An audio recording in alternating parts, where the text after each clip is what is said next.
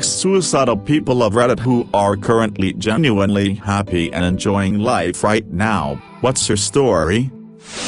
I had rope around my neck a handful of years ago, kneeling on my upturned laundry hamper, with my ankles tied to my hips so I couldn't just instinctively stand. My dog came into my room, which I was in the closet of, opened the door, looked at me, and just sat down. She knew I wasn't okay. It made me cry harder knowing what I was leaving, and even more so showing me everything I was hurting.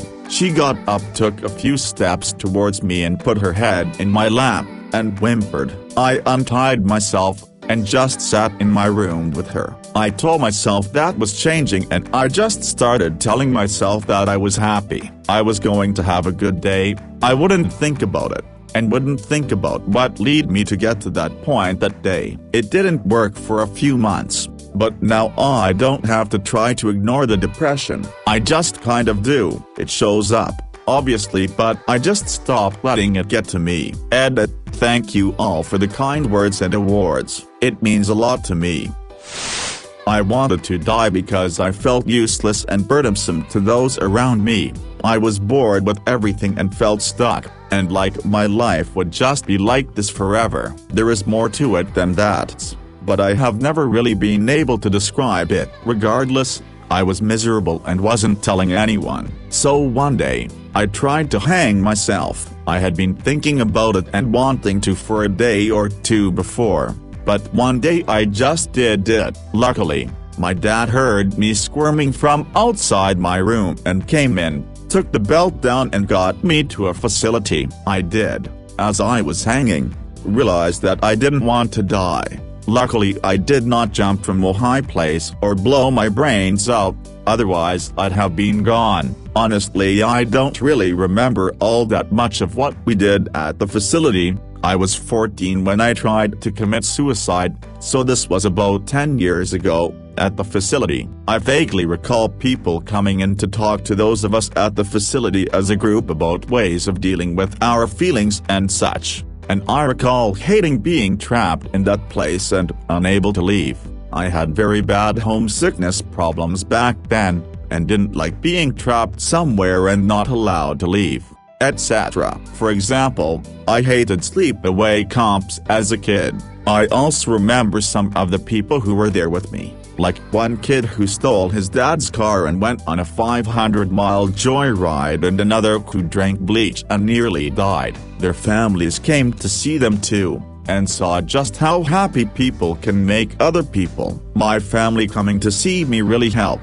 The facility was a good 4 hours from where I lived, but they drove down there just to talk to me. That sounds selfish, and I guess it is, but it helped. They didn't drive down every day or anything, but most of my family came by once. It made me realize that I was really important to them and not a burden. And as time went on, I developed my own ways of dealing with feelings of being depressed, or lonely, or useless. Now as an adult, well, as adult as I can be, I still struggle with depression. That said, I would say overall I am a happy person. Even though I get depressed, I go do things that make me happy. Although that doesn't always work, it's better than doing something I don't like. I just remind myself that even though I am extremely depressed, there are lots of people who love me and who I love, and that if I can make even one person happy by being here, then pushing through feeling numb and sad and lonely is worth it,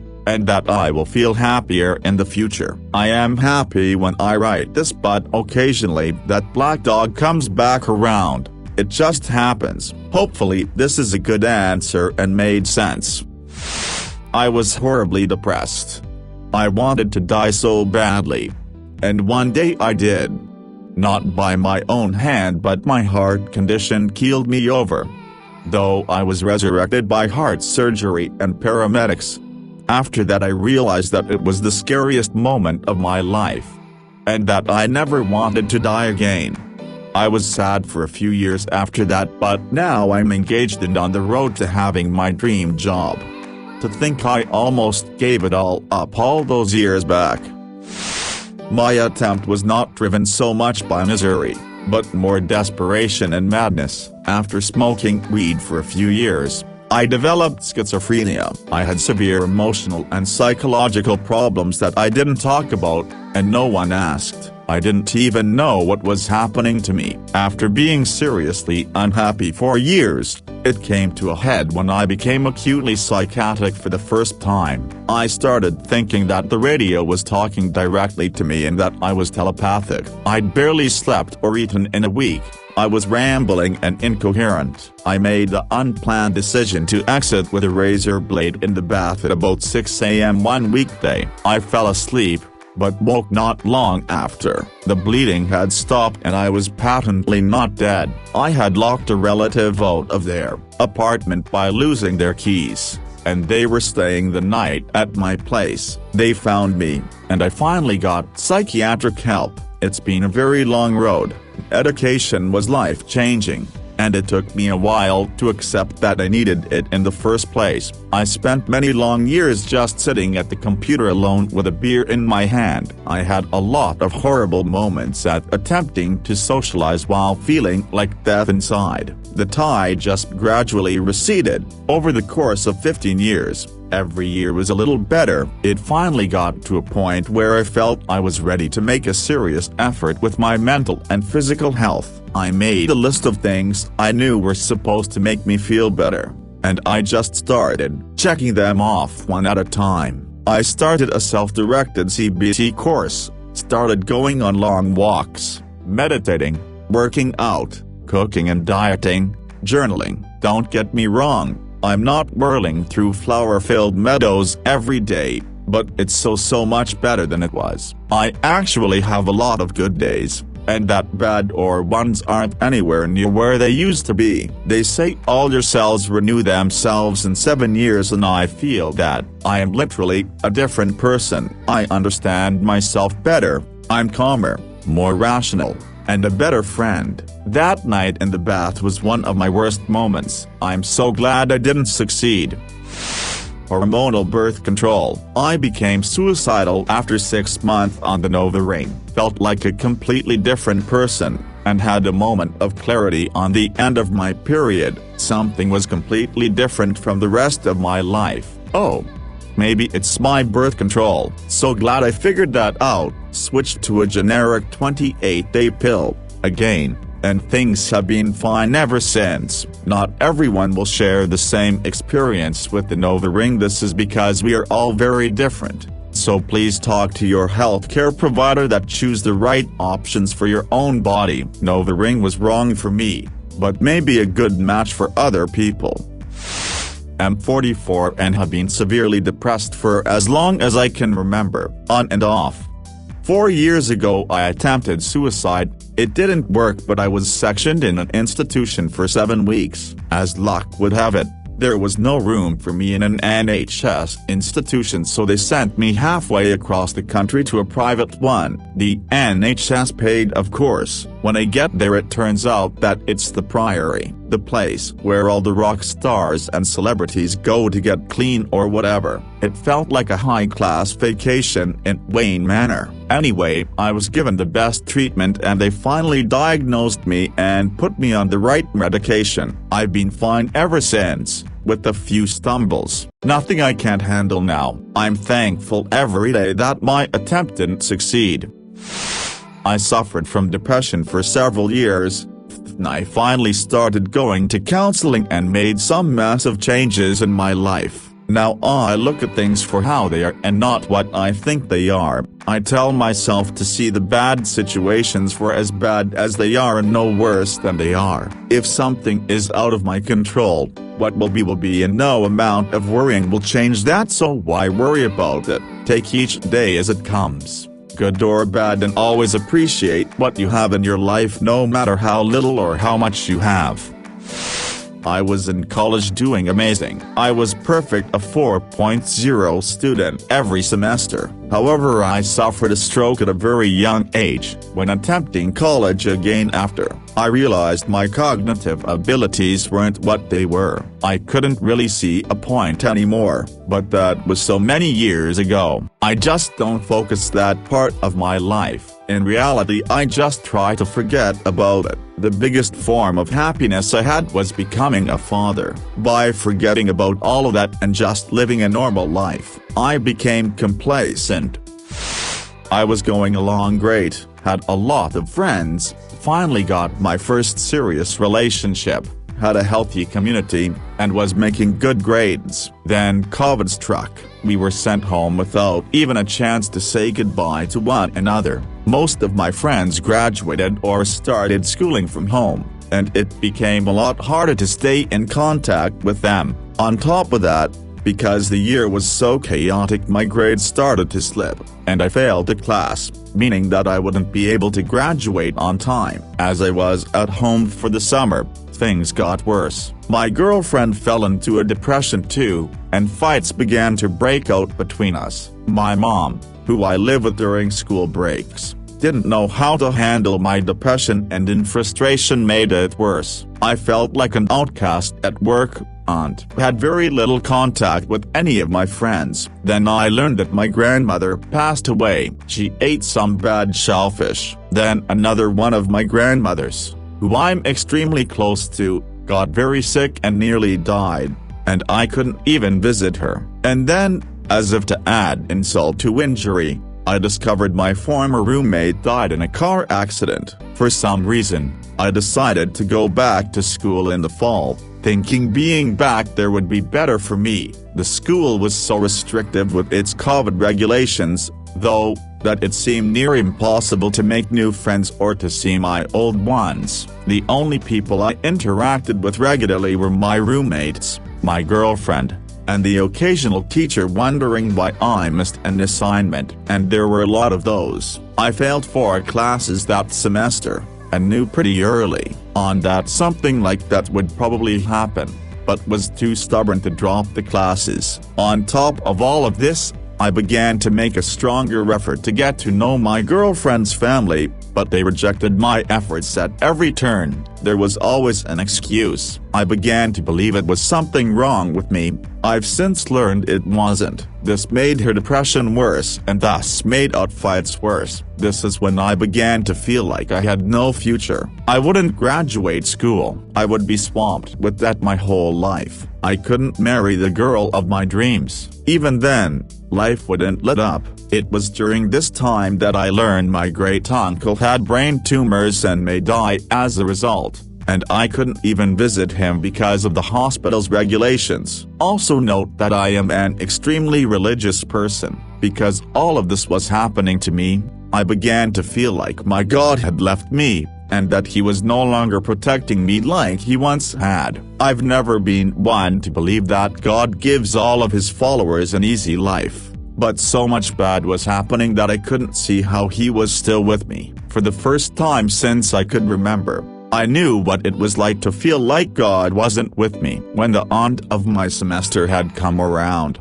enough people had told me that I needed to take a break that I realized that being stubborn about it wouldn't help anything. I withdrew from school and decided to return home for a semester. Things didn't get instantly better. My mom still didn't really handle my depression well, with one particular shouting match leading her to nearly kick me out and me considering an odd on my dog's antibiotics. I even remember my thought process: it'll be a clean death and I won't have to worry about someone cleaning up my mess. Thankfully, my girlfriend and my best friend were able to talk me down, only because I still had enough of a will to live to let them know about the thoughts I was having. Then I caught COVID, but was fortunate enough to have a light case. What really bothered me was the isolation when I quarantined myself, but it gave me a lot of time to think, and eventually, with thought, I began to become sick of being depressed. I mean, this was January, and I had first gotten depressed in March of the last year. For some reason, being so sick of being depressed motivated me to stop letting myself be depressed even when I had something to be depressed about. I wish I could say that I had some great epiphany that drastically shifted my perspective, but really, it was a slow and gradual process of realizing that life isn't always going to go as planned, and that I need to make the most of the lot I've been given. A lot of my help in getting out of this rut is because of my best friend. He didn't even realize how bad it was until the suicide scare, but he checked on me nearly daily from then on. My girlfriend was the one who sustained me throughout my depression, but my friend was the one who gave me that last push I needed to get out. Since then, things have gotten better in various ways. My great-uncle is fully recovered, and his tumors were benign. My grandmother is still working through everything. My girlfriend has sorted out her depression. My mom and I have reconciled. I'm back into school, and I've developed better habits to keep myself from failing the next go-round. I've finally been able to figure out my girlfriend's family's social dynamic, which is problematic, but that's a whole other story, and have gotten her father's approval to marry her. Circumstances have changed, but really, it was actually my emotional state that improved first. I work hard to heal the cause of the pain that sits underneath the suicidal ideation. Lots of therapy for trauma, years of 12-step recovery, time out and meditation retreats every year, psychedelic plant medicine work, you name it, I've done it. I have a wonderful support network and beautiful partner now. The solution for me has been to learn to be compassionate toward all of myself, even parts that want to kill me. It's a daily endeavor but worth it. Internal family systems therapy, EMDR, sensory motor psychotherapy, adult children of alcoholics, helped me save my life.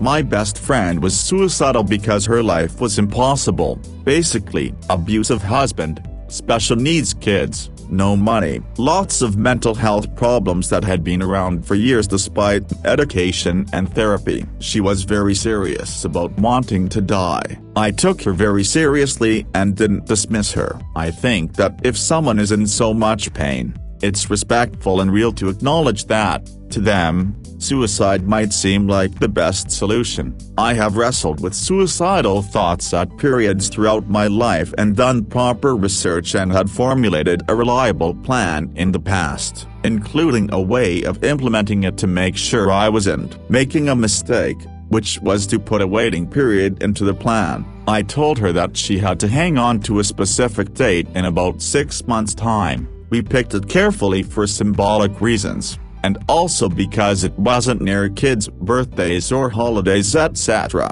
We both put it in our diaries and called it Death Day and would joke about it. We both have dark senses of humor. I said that if she got to that day and still wanted to go through with it, then I would help her, and I was absolutely serious. We talked it all through, how it would be done, how to make sure I wouldn't face criminal prosecution afterwards. It was a very clear plan, and then we didn't talk about the details after that, just made jokes about the day. I didn't want her to dwell on it, but I wanted her to be absolutely sure that she had an escape route that would work. Then, we used the time to get her out of her marriage, get her a better living situation, get the kids better help.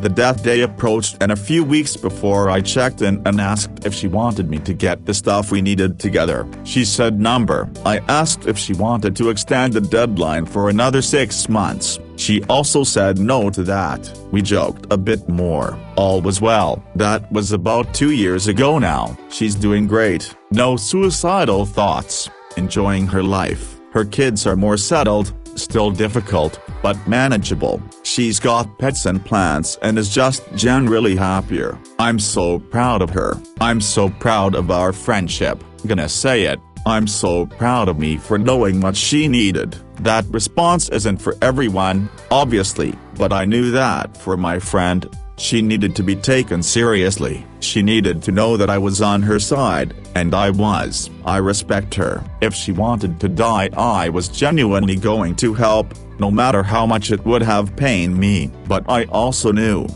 if I could just buy some more time, her feelings might change. Suicide is a permanent solution to a temporary problem, so buy some time. 6 months more on this earth is nothing compared to an eternity of being dead. Set a deadline, to reappraise, but promise yourself that if you get to that point and you still feel as bad, or worse, then you really will go through with it, and have made a detailed and workable plan for how to do it so you can feel secure that it will work. I personally found that, for me, and for my bestie, once I knew I had an out, and I knew I had 6 months to really decide if it was right for me, it changed everything. It's like what some of the other commentators have said about near-death experiences, you suddenly reappraise everything. It's like you're manufacturing your own near-death experience. You could die in 6 months' time, so let's just see if this whole life thing is actually worth it. TLDR, buy some time and see if your feelings change.